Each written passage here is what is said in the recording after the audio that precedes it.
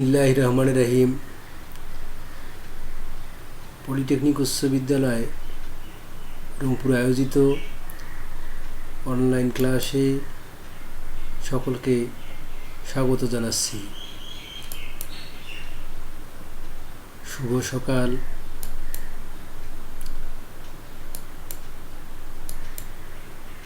আমি আমার পরিচয় দিচ্ছি। আমি কাজী শাহানুর আলম,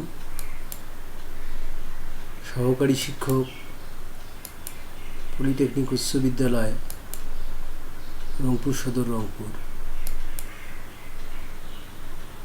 সুপ্রিয় শিক্ষার্থীবৃন্দ, ছবির দিকে লক্ষ্য করো।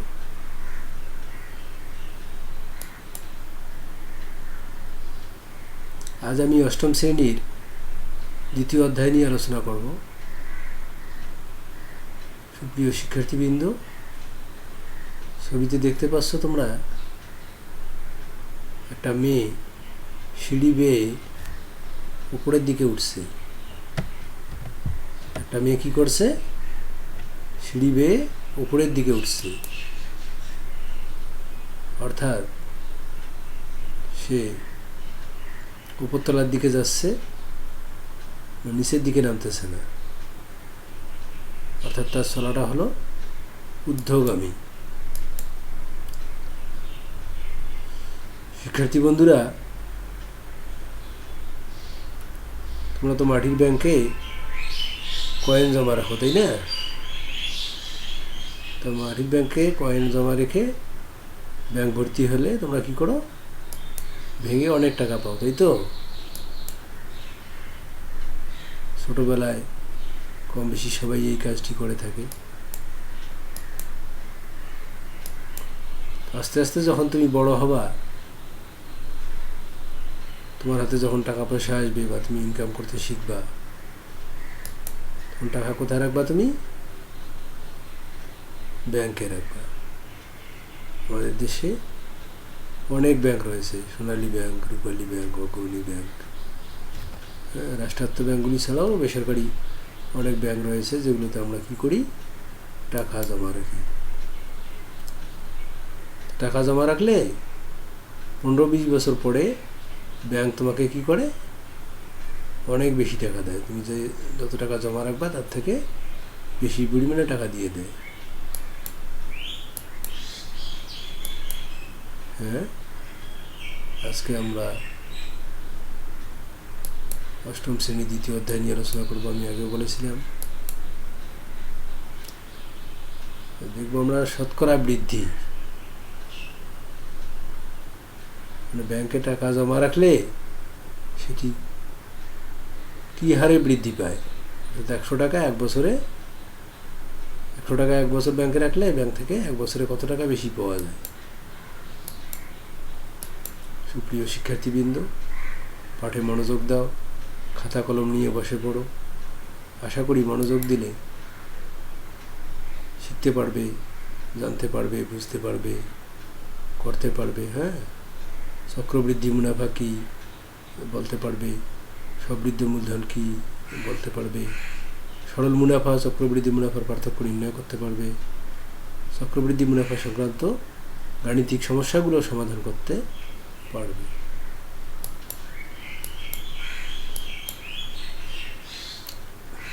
স্নেহাস্পদ ছাত্রছাত্রীবৃন্দ, আমরা জেনে নেই চক্রবৃদ্ধি মুনাফা কী। প্রতি বছর মূলধনের উপর যে মুনাফা হয়, পরবর্তী বছরে ওই মুনাফা মূলধনের সাথে যুক্ত হয়ে যে মুনাফা হয় তাকে চক্রবৃদ্ধি মুনাফা বলে। তোমরা সুন্দর করে খাতায় উঠিয়ে নাও, সময় দিচ্ছি তোমাদেরকে আমি।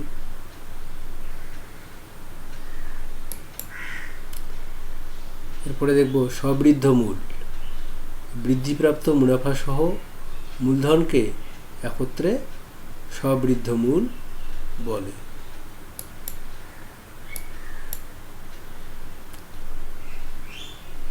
এই অধ্যায়ের অঙ্কের জন্য প্রয়োজনীয় সূত্রগুলো এর আগে সরল মুনাফায় অঙ্ক যখন করানো হয়েছে তখন তোমাদেরকে সূত্রগুলো লিখে দেওয়া হয়েছিল।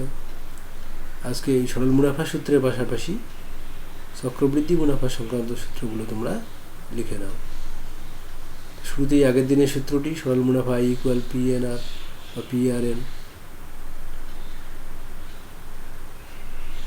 মুনাফা আসল বা মুনাফা মূলধন বা সবৃদ্ধি মূল A equal P plus I। আজকে নতুন করে তোমাদের জন্য সূত্র হলো 3 ও 4 নম্বর সূত্রটি, চক্রবৃদ্ধি মূলধন বা সবৃদ্ধ মূল C equal P into 1 plus R two the power N, আর চক্রবৃদ্ধি মুনাফা P into 1 plus R two the power N minus P। ভালো করে খাতায় উঠিয়ে নাও। লক্ষ্য করি আমরা, এখানে P হলো মূলধন, C হলো সবৃদ্ধ মূল, N হলো নির্দিষ্ট সময়, R হলো মুনাফার হার, I হলো সরল মুনাফা। বুঝতে পেরেছো তোমরা?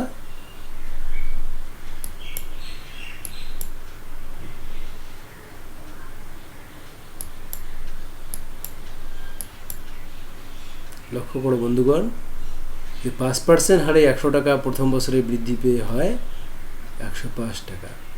5% হারে, তার মানে কি 100 টাকা এক বছরে বৃদ্ধি পাবে কয় টাকা? 5 টাকা। ব্যাংকে যদি তুমি 100 টাকা জমা রাখো, এক বছর পরে ব্যাংকে তোমার টাকার পরিমাণ কত দাঁড়াবে? 105 টাকা। এই 105 টাকায় দ্বিতীয় বছরে গিয়ে তোমার কত টাকা হবে দেখে নেই।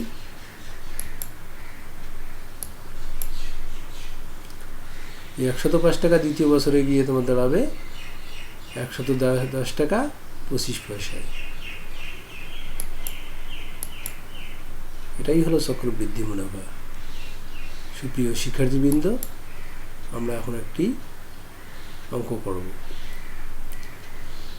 বার্ষিক 8% মুনাফায় 2000 টাকার 4 বছরের চক্রবৃদ্ধি মূলধন কত? আবার বলছি, বার্ষিক 8% মুনাফায় 2000 টাকার 4 বছরের চক্রবৃদ্ধি মূলধন কত?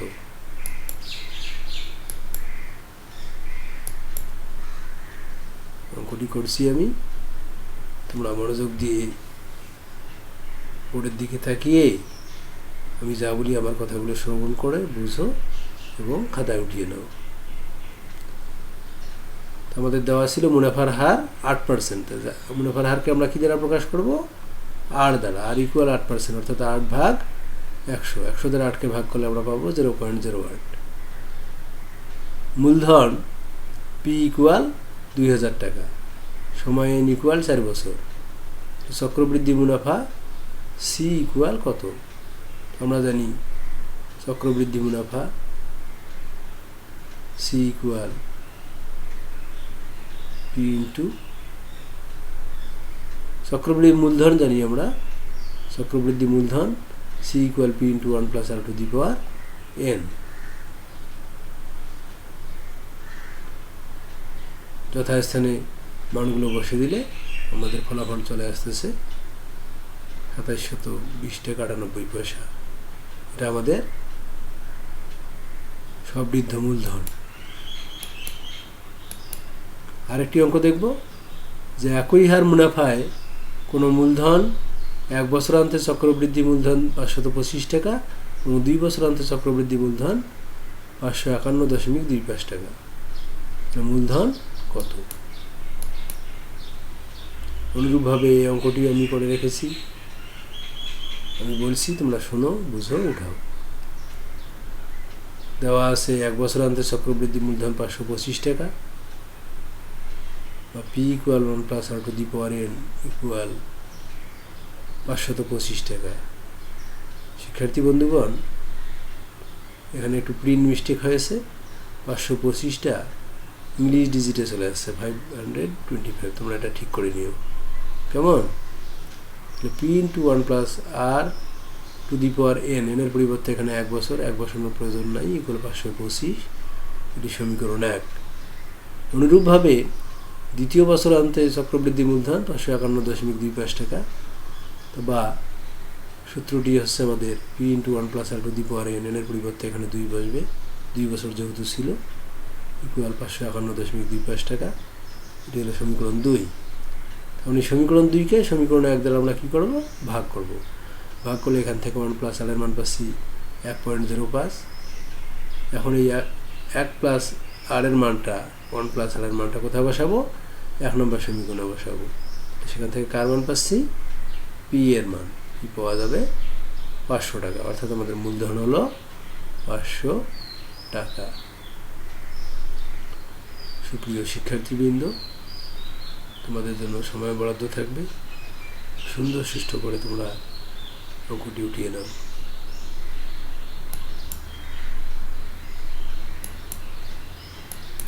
তোমাদের জন্য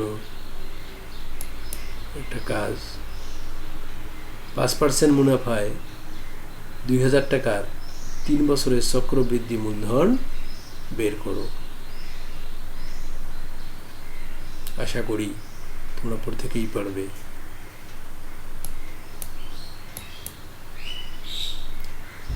সুপ্রিয় শিক্ষার্থীবৃন্দ, এখন আমরা আর একটি অঙ্ক দেখব। কোনো শহরের বর্তমান জনসংখ্যা 4,44,000 জন। জনসংখ্যা বৃদ্ধির হার প্রতি হাজারে 50। 4 বছর পরে ওই শহরের জনসংখ্যা কত হবে? আবারও বলছি, কোনো শহরের বর্তমান জনসংখ্যা 4,44,000 জন। জনসংখ্যা বৃদ্ধির হার প্রতি হাজারে 50। 4 বছর পরে ওই শহরের জনসংখ্যা কত হবে?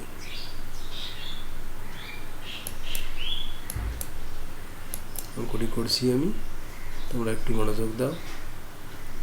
তাহলে বর্তমান জনসংখ্যা, যাকে আমরা পি দ্বারা প্রকাশ করব, সেটি হচ্ছে 4,44,000 বা 40,000।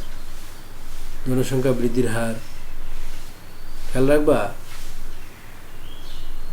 যে আমরা যখন ব্যাংকে টাকা জমা রাখি, সে টাকা বৃদ্ধির হারটা শতকরায় চলে আসে, কিন্তু কোনো দেশের বা কোনো অঞ্চলের বা কোনো এলাকার জনসংখ্যার বৃদ্ধির হারটাকে কিন্তু হাজারে প্রকাশ করা হয়। মনে থাকবে? জনসংখ্যা বৃদ্ধির হার প্রতি হাজারে, আর ইকুয়াল 50/1000, অর্থাৎ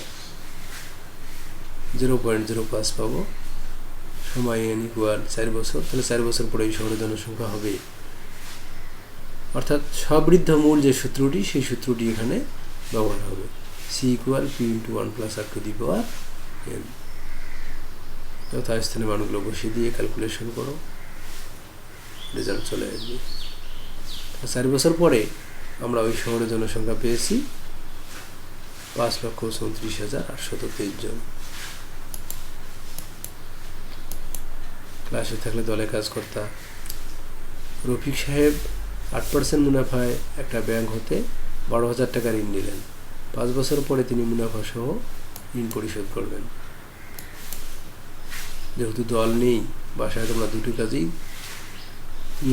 একাই দুই দলের কাজটা করে নিবা।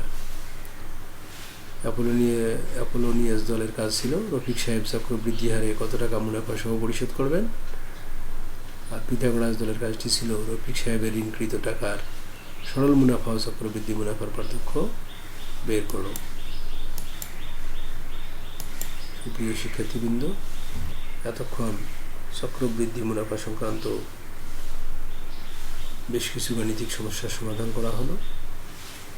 এখন তোমরা একটি অঙ্ক আমাকে করে দেখাও। 5% মুনাফায় 7,000 টাকার 3 বছরের সরল মুনাফা বের করো। পাশাপাশি তোমরা চক্রবৃদ্ধি মুনাফার সূত্রটিও লিখবা।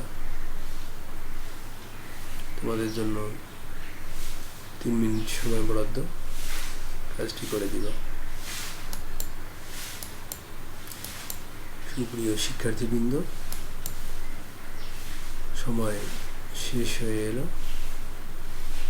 যাওয়ার আগে তোমাদের জন্য একটি বাড়ির কাজটি করবা, এবং স্কুল খুললে অবশ্যই তোমাদের তো আগেই নির্দেশ দেওয়া হয়েছে যে বাড়ির কাজের জন্য একটি আলাদা খাতা তৈরি করবা। সেই খাতায় ডেট ওয়ারি প্রতিটি কাজ তোমরা সঠিকভাবে করে স্কুল খুললে আমাকে জমা দিবা। তোমাদের জন্য কাজটি হলো 9% হার মুনাফায় 75,000 টাকার 3 বছরের সরল মুনাফা ও চক্রবৃদ্ধি মুনাফার পার্থক্য নির্ণয় করবে। আবার বলছি, 9% হার মুনাফায় 75,000 টাকার 3 বছরের সরল মুনাফা ও চক্রবৃদ্ধি মুনাফার পার্থক্য নির্ণয় করে নিয়ে আসবে। কেমন? সুপ্রিয় শিক্ষার্থীবৃন্দ, আগামী ক্লাসে আবার দেখা হবে। ধন্যবাদ সকলকে।